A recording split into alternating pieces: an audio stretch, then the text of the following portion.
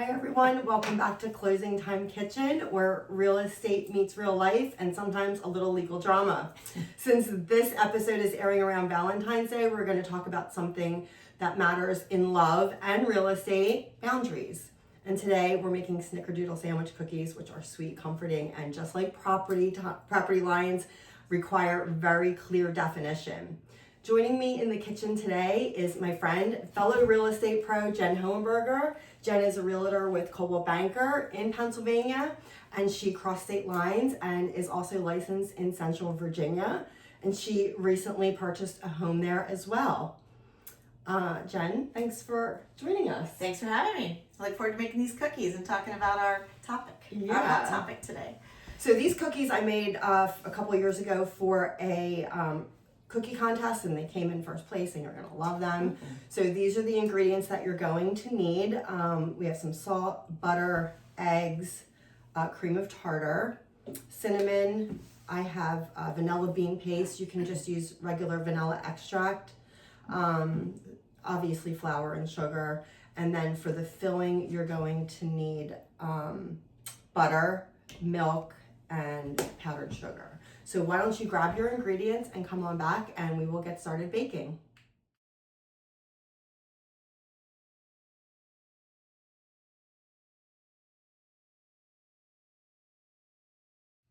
Hi guys, welcome back. We put all of the ingredients away. We mixed up our dough, but we are gonna jump right into what happened with Jen. So Jen, let's start with the sweet part. You bought a newer home. It was only 5 years old when you bought it. And you're only the second owner. That's so right. Everything looked perfect, Everything looked perfect.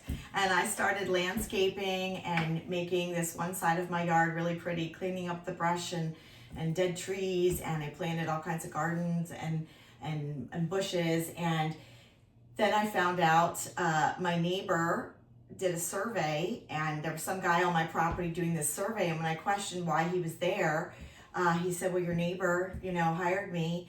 And there were pink flags in my driveway and on my land that I thought was mine, that I had been cultivating all year long.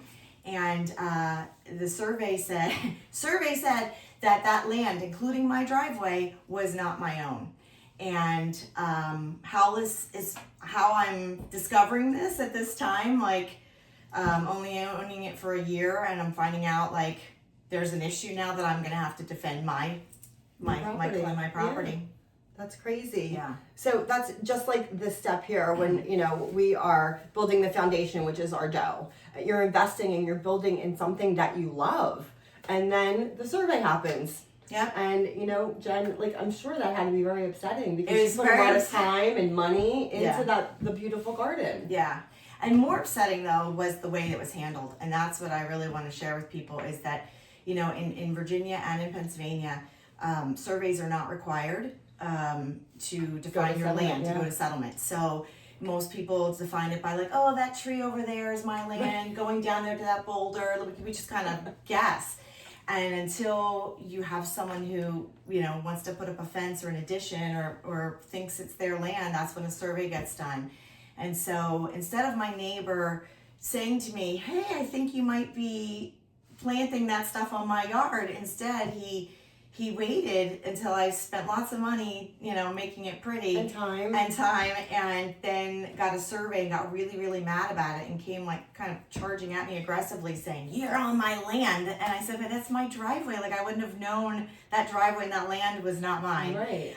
Because someone put the driveway there and it wasn't me. Right, yeah, so it's not just the landscaping, it's the actual driveway. Even as a realtor, I'm kind of glad, although it's an unfortunate situation, I'm really glad this happened so I can coach my clients on this, because it does happen where you have a boundary issue, and it's really important to just communicate with your neighbors. But now I have to pay for a survey and get another survey to verify that his survey is accurate, and then I'm going to have to figure out what to do with my driveway. Yeah. Yeah. So we are going to get some gloves and we're going to roll some cookies, and we'll be right back. Hi guys, welcome back. We are going to put on some gloves and we are going to roll some snickerdoodles. Now you can make these as big as you want. I like them small on the smaller side because they are a very filling cookie. So it's basically eating 2 cookies at once with, you know, some buttercream in the middle. So if you want to just take a little, Jen, and you can roll a little ball. So this is where the cinnamon and sugar comes in. We roll each cookie separately. And it's a little hard right now. We had it in the fridge. Nice We and didn't want firm. it to, yeah. And we want to coat it completely. That's a clearly defined boundary. So when boundaries aren't clear, that's where, and when surveys are wrong or assumptions are made, that's where you end up with overlap. And Jen? And overlap can be very expensive. Extremely expensive. So we're going to roll these little things in some cinnamon and sugar. And we're gonna do a bunch of these and we will be right back. Hey guys, welcome back. We have our cookies out of the oven and they're gonna cool while we talk about the rest of this. So now Jen is in a position where she has to protect herself. Yes. So what steps did you have to take, Jen, to get this done? First other than the step is survey? to call your realtor, to let them know if they, you know, check in with your realtor. Your realtor is always a great line of defense. Also call your title company because sometimes your title policy, if you bought a good policy, there is protections in there. So you would call your favorite title person or the person you picked. Right. So in Pennsylvania and in Virginia, you can get an enhanced policy, which elevates your policy and it does protect against some potential boundary issues. So make sure when you are getting title, you're asking about the different policies. I know at Settlement Engine, we actually go over it with the buyer and we explain the different policies so they can have that informed decision to make for themselves. Right. And I'm so glad I have you as a resource for that. And the other thing is getting a real estate attorney. So as you check with your realtor, your title people, you know, and check with an attorney, then you can start building a team and figure out what your next steps are. Yeah. So that's going to cost me some money. It's going to cost me some money. It's going to cost me, but I'm going to do this right and I'm going to get it done and figure boundary it out. Disputes and love, they both cost you money. Yes, they do. Right. So we baked our cookies and now we also made the filling, which is just a buttercream icing. So butter, powdered sugar, a little bit of salt, vanilla, and in this one I added cinnamon to go with the snickerdoodles. So the filling right here, this is the disputed space that no one realized was an issue until it was squeezed between the two sides, right? Jen and her neighbor. So just like in real estate, you don't want too much pressure or things can crack. So what we do with the cookies is you take your cookie and you add, I'm gonna put it down here so it's easier to squeeze it. So you just add your buttercream and you know, you can do a fancy thing, but it really doesn't matter because you're just gonna sandwich these together. Gently, right? Gently, Not too much pressure. right? And then I'm gonna dump the red sprinkles in this little cup here. And then all you do is you put them in here. And look at that, you have the great little sandwich cookie. Cool. And that's why I said you don't want them too big because this is a big bite of cookie to eat. But I know my stepsons like the big ones, like that. So they don't care about size. So when we sandwich these cookies together, we line them up carefully, no sliding, no forcing. That's how boundary disputes should be handled. Professionally, documented, and with experts involved.